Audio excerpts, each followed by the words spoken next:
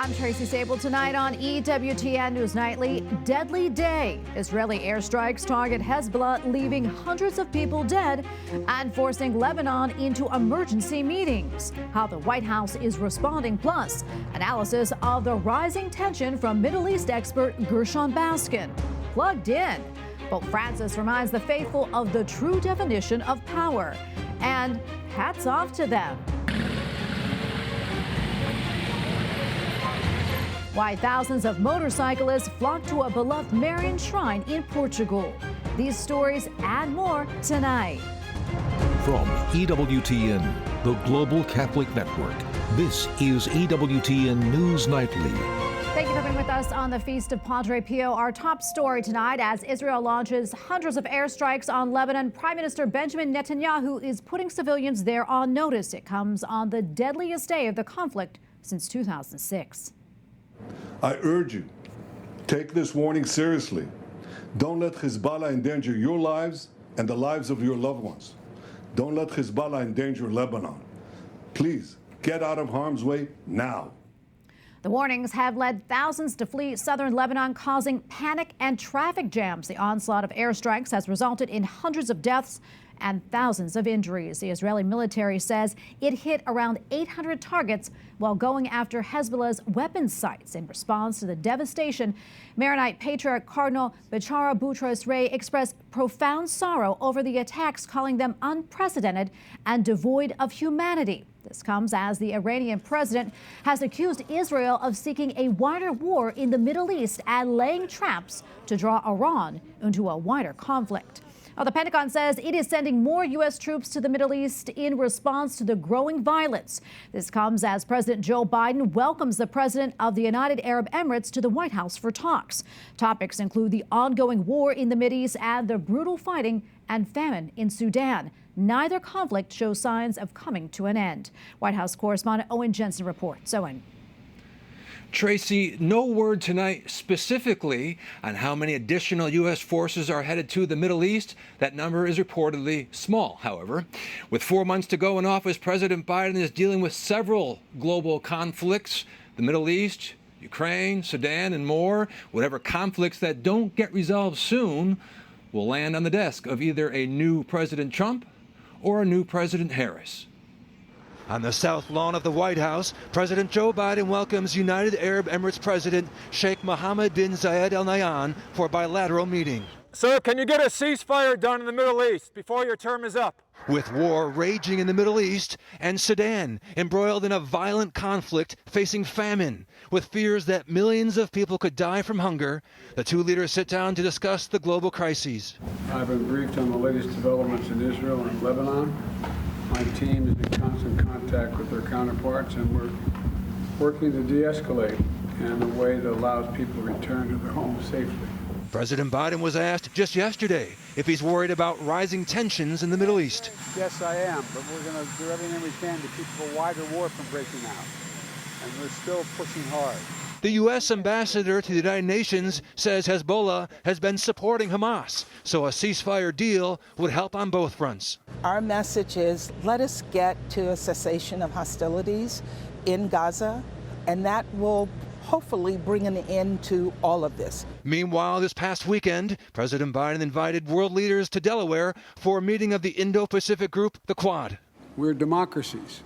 We're democracies who know how to get things done. And Monday afternoon, after meeting with the UAE's president, President Biden headed for New York for a high-level meeting of the UN General Assembly. Now, the United Nations brings more than 140 world leaders to New York City, meeting for the first time since Hamas attacked Israel last October, almost a year ago. The leaders of Israel, the Palestinians, and Ukraine will all be there. Russian President Vladimir Putin will not be attending, but instead is sending Russia's foreign minister. At the White House, Owen Jensen, EWTN News Nightly. All right, for more, let's bring in former Middle East peace negotiator Gershon Baskin. Gershon, great to be with you as always. This accelerated cycle of violence between Hezbollah and Israel is prompting fears of an all-out regional war. Do you think that is where this is headed? It could be. We're being led by crazy men right now in the whole region, it seems.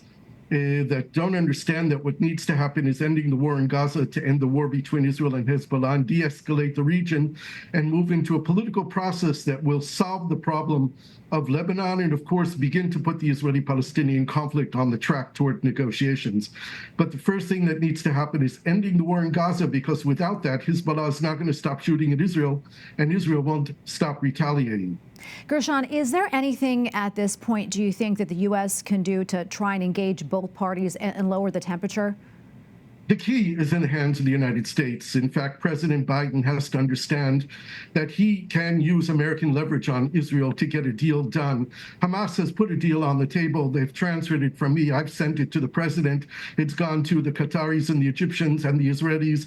It is a deal that would end the war in 3 weeks. Israel would withdraw from Gaza. Hamas would release all the Israeli hostages, and there would be agreed upon release of a number of Palestinian prisoners. We would then move into a cycle of de-escalation in the north and dialogue between the Palestinian factions on figuring out who's going to control Gaza on the day after. Because everyone knows if Hamas stays in Gaza, there won't be a single dollar of money entering for rebuilding homes for 2 million people who are homeless today, with the humanitarian catastrophe there that has to be dealt with at an accelerated pace. Over the weekend, Hezbollah's second-in-command declared a new chapter in the confrontations, which he called a battle without limits. Can Hezbollah sustain these strikes against Israel? No, they can't. Israel can do to Beirut and to many cities in Lebanon what they've done to the entire Gaza Strip, and I don't think we want to see that. The people of Lebanon don't want Hezbollah to escalate this war. This is, again, as I said at the beginning, a war of crazy men who have lost control and are not thinking strategically or logically. And this is why it's so important that the United States and other allies, the French and other European parties, play a constructive role now in getting us to de-escalation, while the Americans exert the extreme pressure that needs to be exerted on Israel to agree to a deal right now. The Qataris and the Egyptians need to pressure Hamas, and we can get this done. This war has to end in Gaza in order for the whole region to be safer. In an interview, former IDF Defense Commander Brigadier General Zivka Haimovich voiced his skepticism about Israel's current military strategy against Hezbollah, saying, while impressive, it will not be enough to force Hezbollah's leader into a truce. What do you think about that statement? Do you agree? 100%. There are no military solutions here. These are political conflicts that have to be resolved politically. The military means that are being used to fight the battles will only increase the power of the extremists. It will not weaken the extremists. They get more powerful as more force is used, and this is something that the people in charge need to understand. They don't. They have military minds. They don't think strategically. They act tactically, and they make a lot of bad errors that kill a lot of innocent people. Now, I want to ask you about Iran now. Do you see them directly intervening in this conflict? For sure. Iran is playing its proxies in Lebanon, in Yemen, in Iraq, and of course Iran is a very big problem. But again, this has to be dealt with politically eventually. The supreme leader of Iran, Khamenei, is not going to be in power forever. The president who was elected seems to be a more moderate person who's been able to use his persuasion so that the Iranian response to the alleged Israeli attack against Ismail Haniyeh on Iranian soil has been pushed back, at least for the time being. And we need that kind of restraint in the region. I don't think the Iranian people support the Iranian regime. It's just a matter of time before there's changes there. But the more we escalate and the more we use military force, the more we can ensure that the extremists in Iran and in other places will stay in power. Gershon, thank you so much for your time today and for your insights. Always appreciate it. Thank you. All right, now to the campaign trail, where the head of the Archdiocese of New York is weighing in on reports that Vice President Kamala Harris will not attend the Al Smith Dinner, a white tie event that raises money for Catholic charities that support needy children in the Archdiocese of New York. It would be the first time since 1984 that a presidential candidate has missed the annual charity dinner. We were confident that she would find this. You know, she speaks very much about the high ideals and how it's good to get away from division and come together in unity and all. That's what the Al Smith Dinner is all about. We haven't given up yet. We're not used to this. We don't know how to handle it. This hasn't happened in 40 years.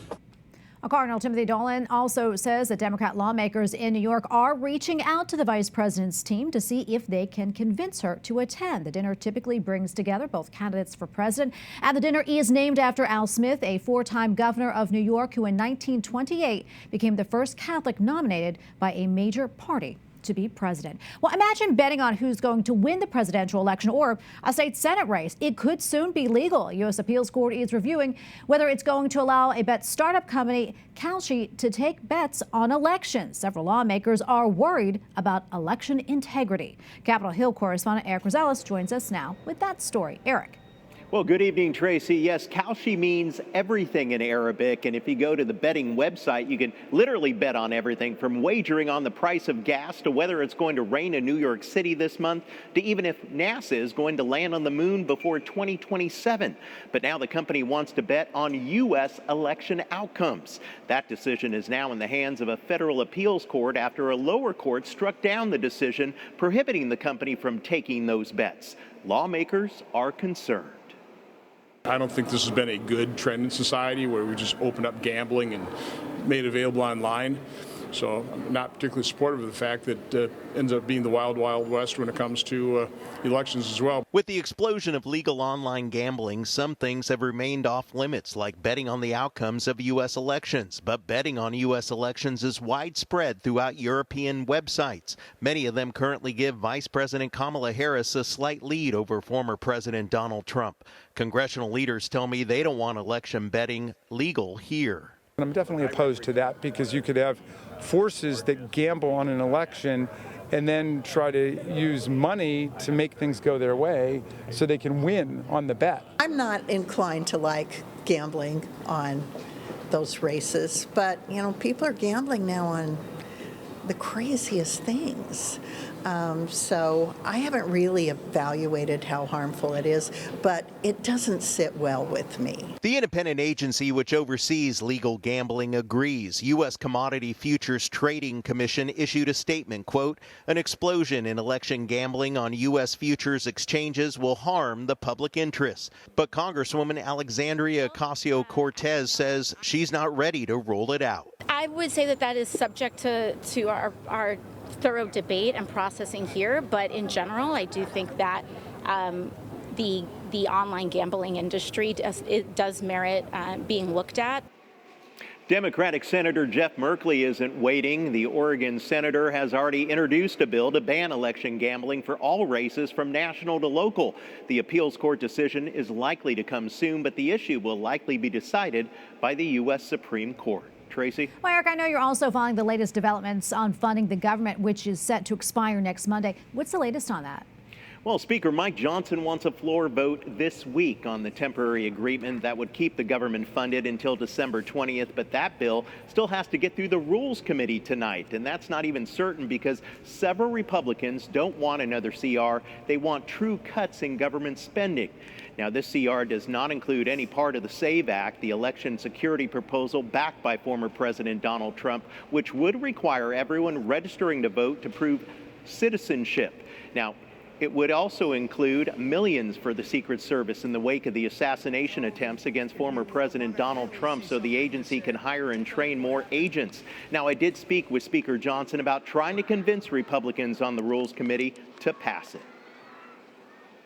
Get this past the Rules Committee, sir? Certainly hope so. That's the plan. And why did you do it under rules? We try to follow regular process, regular order as much as possible, give everybody the opportunity to do their job. So you're going to meet with these members on the Rules Committee, the Masseys and the Normans, and try to... Of course, I'll do what I do every week around here and every day, and that's talk with all the members and build consensus and try to get the ball over the goal line. As you heard, trying to get the ball over the goal line. He is meeting with some of those Republican congressmen and women right now. If it does pass the House Rules Committee, the measure is expected to have bipartisan support. Now, former President Donald Trump had previously called for lawmakers to shut down the government if the SAVE Act didn't get passed into law. Tracy, I'll continue to follow the latest developments on the CR. All right. Thank you so much, Eric, for that report. And joining us now with more is Dr. Casey Burgett, Legislative Affairs Program Director at the Graduate School of Political Management at George Washington University. Dr. Berg, great to be with you today. The clock is ticking for lawmakers to reach a deal in Washington. What's the likelihood, do you think, that they will come to an agreement and avoid a shutdown? Almost 100%. I really struggle to say 100% because, everything can happen. But really, this has been written in the stars for a long time, despite having this more high-profile drama between former President Trump, members of the Republican House. But really, we all knew that this was going to be ultimately a continuing resolution after the election, and mostly going to be a completely clean continuing resolution, though there are going to be some additions added in, as the lead mentioned, with Secret Service and a few other items. But this will happen, and it will be done before the government shuts down, so all these members can go back home and campaign. All right. Now, if it does happen, by any off chance, tell us what happens to the government and services that it provides, and also who's impacted by the most. So if a government shutdown does happen, and this should be said too, that they have to have contingency plans for an impending shutdown. So even if it doesn't run out of money, a lot of these agencies are making contingency plans by law or by process to what would happen to provide essential services. So folks who rely on the government, folks who visit national parks, any sort of entitlement that is not written within the actual program, a lot of benefits are affected here, to say nothing of just the uncertainty that it causes not only with the broader economy, but within financial markets. It's just a mess that costs a lot of money to a lot of people, and it just simply doesn't need to happen. Yeah, and as we heard from Erica, this version of the bill does not include the SAVE Act, a proposal former President Trump pushed for. How do you think that's going to play out for Johnson and House Republicans? Not fun, right? I mean, this was always going to be his rock and hard place where he has to appeal to the former president, given his sway over the Republican Party, particularly for House Republicans. But he knew this was never going to pass the entire House, and it was going to be stymied in the Senate, let alone vetoed by a Democratic president. So this is why I said that this was all written before the play actually opened up its blinds and played out. We knew this was going to be a CR, but he had to do the political process to satisfy those in his membership, including the former president, to say, hey, we fought for this stuff, but we just simply didn't have the votes. Yeah, we know there's a lot of deal making always going on in Washington. Will the speaker need to lean on Democrats to get this passed?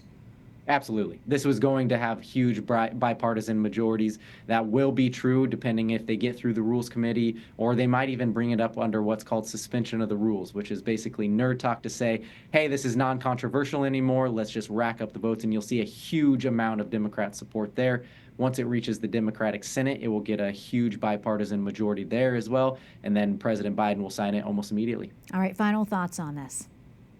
Again, this was the process that we see play out. We get the drama associated with it, but we all knew where this was going to end. Speaker Johnson did too, but he's just really fighting a lot of different parties. Even within his own singular party, he has to make sure that he shows them that he's fighting for what they believe in, even if he knows it was never going to pass in the first place. Right. This is what frustrates people with politics, and I get it. Yeah, and we're going to leave it right there. Dr. Barker, great to be with you. Thank you so much for coming on. Thank you. All right, now to the governor's race in the crucial battleground state of North Carolina, where several staffers have left the campaign of Republican hopeful Mark Robinson. The current lieutenant governor is accused of making disturbing social media posts more than a decade ago. Among those who left are a senior advisor, campaign manager, and finance director. Robinson, seeking to become the state's first black governor, denies writing the post and says that he will not be forced from the race by, quote, salacious tabloid lies. Officials in Birmingham, Alabama are seeking information on a mass shooting that left 4 people dead and injured 17 others. I think there are many things we can do. The first thing and the priority is to get these shooters, find these shooters and get them off our streets. That will require the assistance of community members, not just from last night, but anyone who will have any information related to the whereabouts of these shooters. Police described the shooting as a targeted hit by multiple suspects. It took place over the weekend near a popular entertainment area. The police chief says a vehicle pulled up when multiple shooters got out of the car and began firing, then fled the scene. Authorities have announced a reward of up to $100,000 for information leading to arrests. And we have a lot more still to come here on EWTN News Nightly, including signs of life. Pro-lifers take to the streets for an annual rally in Germany. And the people of Sri Lanka reject the old guard in electing a new president.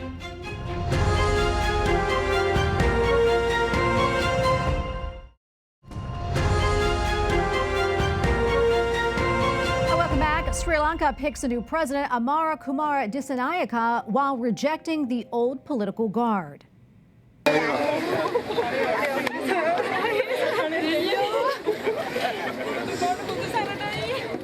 Marxist lawmakers celebrated his victory with more than 5 million votes. This comes after the country seeks to recover from the worst economic crisis in its history, though there is some doubt this is the right path. Well, thousands of pro-lifers took to the streets this weekend for the annual March for Life in Germany. Attendees even paraded a handful of signs written in English. The annual rally aims to promote a culture of welcome for every unborn child. Organizers also presented a document which urges the German government to reconsider its current abortion laws and calls for a ban on assisted suicide. All right, now to Albania, where the prime minister says his country will create a sovereign state for a group of Muslims similar to the Vatican. The Bektashi order makes up around 10% of the Muslims in Albania. Originated centuries ago, they relocated after the foundation of the Turkish Republic. Albania's prime minister says that he is trying to follow the example of Mother Teresa, the Albanian Indian saint. Up next on EWTN News Nightly, a match made in heaven, a pope and a president, how their friendship led to a lasting relationship between the U.S. and the Vatican.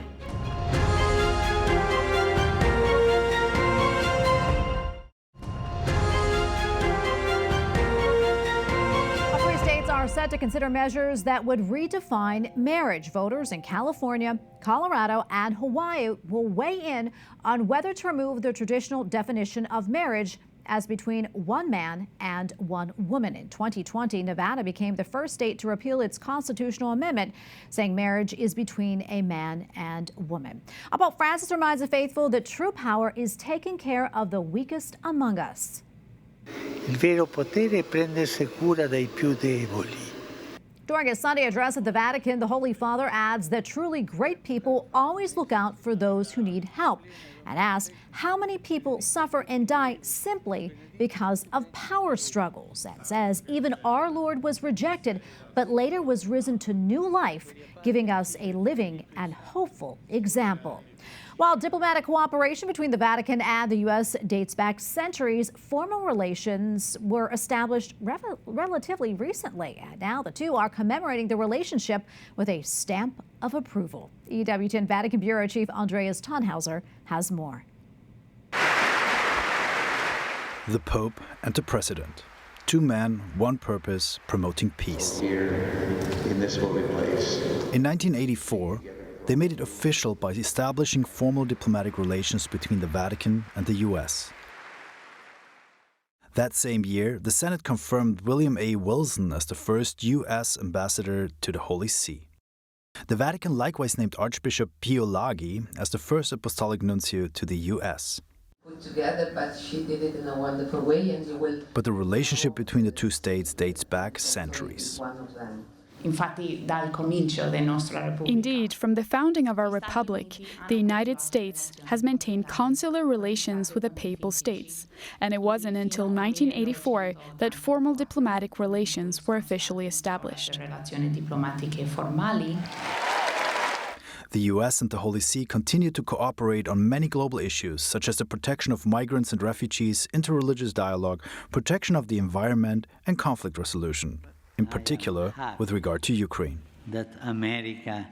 Per lo Stato della Città del Vaticano, questa collaborazione. For Vatican City State, this cooperation means being fully committed to defending the human dignity and rights of each person, protecting freedom, promoting justice, and defending the truth. The U.S. echoed a similar sentiment. La tutela dei diritti umani. The protection of human rights, the promotion of social justice, and the protection of democratic processes, including in the United States, form the basis of this cooperative relationship, a relationship that is growing stronger all the time. Sempre più forte. To celebrate the 40th anniversary of formal relations, the Vatican created and unveiled together with the U.S. a commemorative postage stamp. The stamp shows the coat of arms of both states joined together by a ribbon, featuring the papal colors of yellow and white, and American red, white, and blue. We wish to commemorate the history of our relationship with the Holy See, with the hope of strengthening and continually expanding our partnership. In Rome, Andreas Tonhauser, EWTN News Nightly. Finally tonight, hundreds of thousands of motorcyclists descended upon the shrine of Our Lady of Fatima in Portugal, and they were not there to cause trouble. Instead, it's part of a blessing for their safety helmets.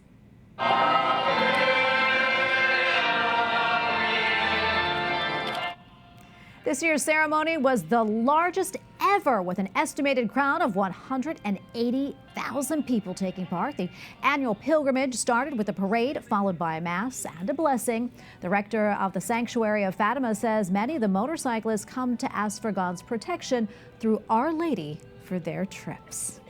And we thank you for watching tonight. Remember, you can follow us on social media, Facebook, X, and Instagram at EWTN News Nightly. I'm Tracy Sabol. Good night and God bless.